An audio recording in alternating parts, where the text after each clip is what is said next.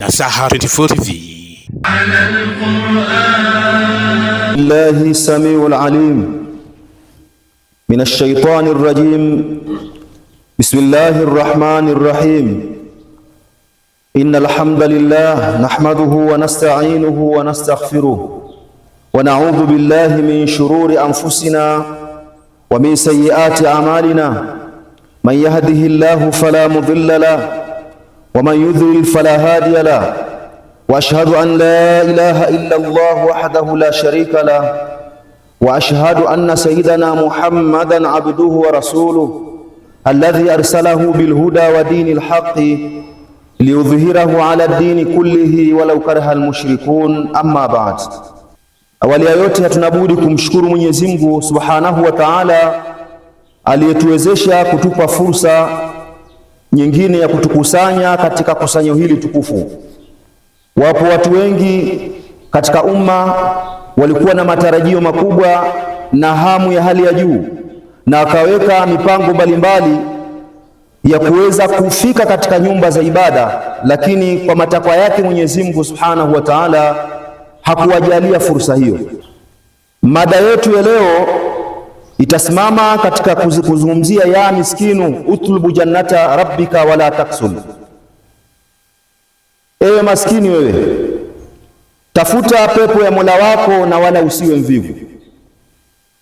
Uvivu ndio baitul jui, uvivu ndio nyumba ya njaa, lakini alkasalu baitun nar. Tutambue pia uvivu ndio nyumba ya moto. Uvivu ndio kila kitu hakiwezi kutengenezeka kwa mja kama itakuwa ndani yake amejaa uvivu katika hali ya utekelezaji wa majukumu ambayo huenda majukumu hayo ikawa ni sababu ya mtu huyo kwenda kurithi pepo ya Mwenyezi Mungu Subhanahu wa Ta'ala. Allah Subhanahu wa Ta'ala anatukumbusha katika Qur'ani pale aliposema baada a'udhu billahi minash shaitani rrajim bismillahir rahmanir rahim inna iddatash shuhuri inda Allahi 12 shahran fi kitabillah yawma khalaqa as-samawati wal arda minha arba'atu hurum fala tadhlimu fihinna anfusakum. Kwa maneno haya Mwenyezi Mungu Subhanahu wa Ta'ala yananisukuma kuweza kuelezea umuhimu wa Waislamu kuwa na juhudi na kujitoa katika hali ya uvivu, haswa katika miezi mitukufu,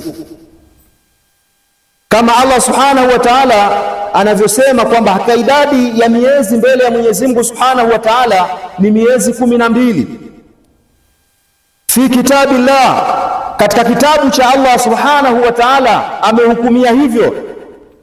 Yauma khalaqa as-samawati wal arda, tangu aumbe mbingu na ardhi ameweka utaratibu huo. Minha arba'atu hurum, lakini katika hiyo miezi 12 kuna miezi 4 mitukufu.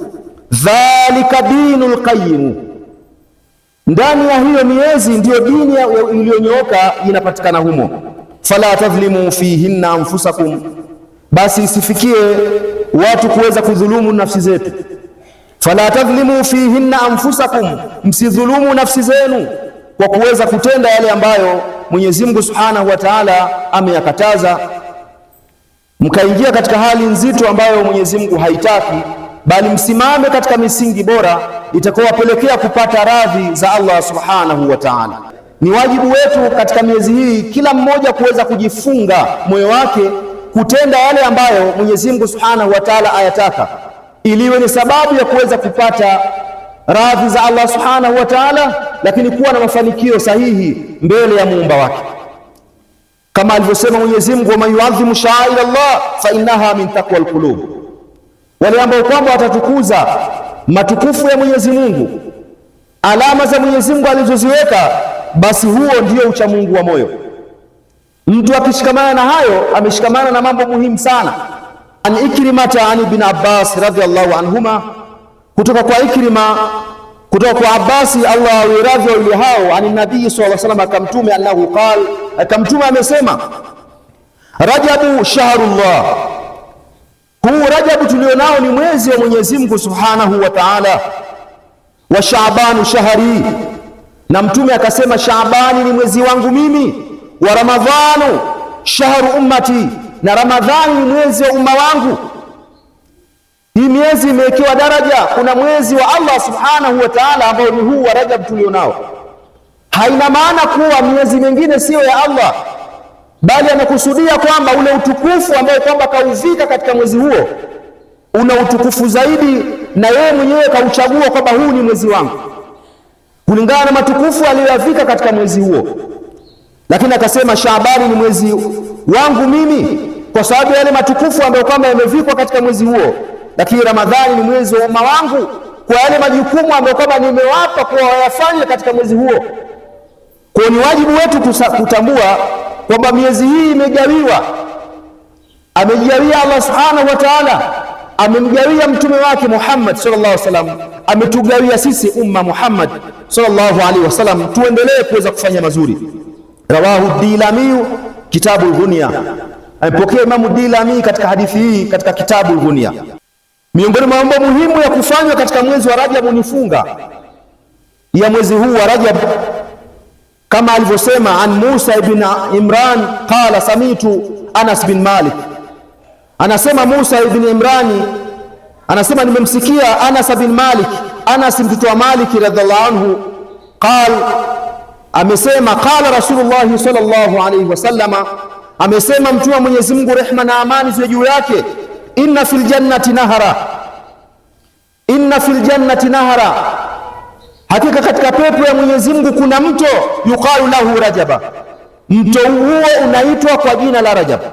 Mauhu ashaddu bayadan, maji yake ni meupe sana, minal labani, kuliko maziwa, wa abrada min athalji, na ni baridi kuliko barafu, wa halla min alasali, na ni matamu kuliko asali.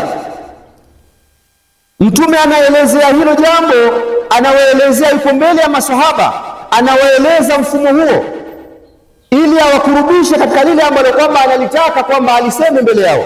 Akawaambia kwamba man swama yauman, yoyote yule ambaye kwamba atafunga siku moja tu, mi Rajaba, ya Rajabu, sakahu Allahu min dhalika nahari, Mwenyezi Mungu atakwenda kumnywesha katika mto huo. Tena imekuja yauman katika mfumo wa nakira, kwamba yauman iwe ni Alhamisi, yauman iwe ni Ijumaa, yauman Jumamosi, yauman Jumapili, kwamba haikusema kwamba yauman siku fulani. Hapana, imekuja katika umumu, katika mfumo wa nakira, kwamba haijulishi kwamba ni siku gani katika hayo masiku ya Rajab. Siku yoyote ile ya mwezi wa Rajabu utakapokuwa umefunga, basi Mwenyezi Mungu Subhanahu wa Ta'ala atakuvika thawabu, atakupa malipo hayo makubwa mbele yake. Ndugu zangu katika imani, ni wajibu wetu wa kila mmoja kuweza kutengeneza huruma ya nafsi yake na kutengeneza msingi utakompelekea kupata mafanikio makubwa na radhi mbele ya Allah Subhanahu wa Ta'ala, na kujitengenezea kinga ili siku ya mwisho basi awe na kijibio, haswa katika miezi hii ambayo kwamba ni mitukufu. Jambo la muhimu sana ndugu zangu katika imani, haya mambo tuwe tayari nayo na tuone kwamba ni mambo muhimu sana, kwani watu wakielezewa fadhila ya mambo ndio watakapofanya, na wakielezewa hukumu za mambo tu basi wataona kwamba dini ni ngumu sana. Ni wajibu wetu ndugu zangu katika imani tuweze kukiacha chakula kidogo, tuweze kuacha usingizi kidogo, tuweze kuacha misingi ambayo kwamba inaweza kutupelekea kutupata radhi za Allah Subhanahu wa Ta'ala kidogo, lakini pia vile vile tuweze kuomba msamaha juu ya makosa mbalimbali ambayo kwamba tunayafanya kama wanadamu kwenye dunia hii, ili ni sababu ya katika miezi hii mitukufu basi tupate nafasi ya kuridhiwa na Allah Subhanahu wa Ta'ala. Katika mwezi huu mtukufu wa Rajabu ambao mja akifanya mazuri malipo yake ni mengi sana, wa thawabuha mudhaafu, malipo yake ni yenye kuongezwa fi shahri harami, katika miezi mitukufu, lianna alhasanata alwahidatin fi sa'iri shuhuri, hakika jema moja katika miezi mingine, liashri amthaliha, mtu anapata 10 mfano wake. Yani ukifanya jema moja katika miezi mingine isiyo miezi hiyo minne mitukufu, isiyo miezi hiyo iliyotajwa kwa ni mitukufu, basi mtu anapata 10, kila atakayolifanya analipa 10. Lakini kama qala Allah ta'ala, kama Allah alivyosema, man jaa bil hasanati falahu ashru amthaliha, yule mwenye kuja na jema moja mbele ya Allah subhanahu wa ta'ala ana 10 mfanoe. Hawezi kuweza kupunguzia, atapunguziwa kulingana na ikhlasu ilivyo, lakini 10 ndio kiwango kilichowekwa kulingana na mazingira ya miezi hiyo. Lakini wa fi rajaba bi 70, katika mwezi wa Rajab mtu akifanya jema moja analipwa 70. Jema moja ukilifanya tu basi Allah subhanahu wa ta'ala anakulipa malipo 70. Maana swala moja, piga mahesabu kwamba swala ina thawabu 10, lakini leo hii umeswali katika mwezi huu wa Rajab, Allah analipa 70. Wa fi Shaabana bi 700, na katika mwezi wa Shaabani ujao mtu analipwa kwa jema moja 700. Wa fi Ramadhana bi 1000, na katika mwezi wa Ramadhani ujao baada ya Shaabani atalipwa 1000 kwa jema moja. Adhaafu alhasanati lihadhihi al-umma, idhaafu walaysa idhaafu alhasana illa lihadhihi al-umma khassa, na haikuwa kuongezewa mema isipokuwa ni kwa umma huu. Basi umma huu maalum ndio umepewa nafasi hiyo, umma zilizotangulia hazikuzidishiwa kulingana pia na umri wao. Leo hii sisi tunaishi miaka michache tu, miaka 60, 70, 80, akifikia 90 watu wanafanya kumtania, wanaona ni mtu mzima sana, lakini wenzetu huko wameishi miaka zaidi ya hapo, wameishi zaidi ya hapo. Ndio maana sasa wakaonekana kwamba wana umri mrefu, wafanye mengi. Basi sisi tumepewa umri mfupi na tukapewa maongezeo, ili hiyo ni sababu ya kuweza kujaza madebe yetu ya thawabu mbele ya Allah subhanahu wa ta'ala. Qala an-nabiy sallallahu alayhi wasallama, amesema mtume wa Mwenyezi Mungu rehma na juu lake, in aradtumur rahata waqta al-maut, ikiwa nyinyi mnataka kupata raha wakati wa kufa kwenu, min al-'atash, kutokana na kiu, wal khuruji ma'al iman, na mtolewe roho ikiwa pamoja na imani, wan najatu min ash-shaytani, na mfaulu muokoke kutokana na shetani, fahtarimu hadhi shuhuri kulliha, basi iheshimu miezi yote hii, iheshimuni miezi yote hii, ipeni heshima yake. Likusirati siyami, kwa wingi wa funga, wanadamu ala ma salafa, na kujuta katika yale ambayo kwamba yamepita. Mtu ajutie. Annadamu, Mtume asema annadamu tauba, majuto ni kutubia, yani kule kujuta tu, kwa nini nifanye hivi, moyo ukapata ususuavu, moyo ukapata hali fulani ya uoga, ukaona kwa nini iwe hivi, mimi mwanadamu, kwa nini nifanye hivi, Mungu nisamehe. Basi kule kusema kwako tayari Mwenyezi Mungu amefuta lile kosa ulilofanya. Kwa annadamu ala ma salafa min al-atham, pia na kujuta kwa yale yaliyopita katika madhambi uliyoyafanya.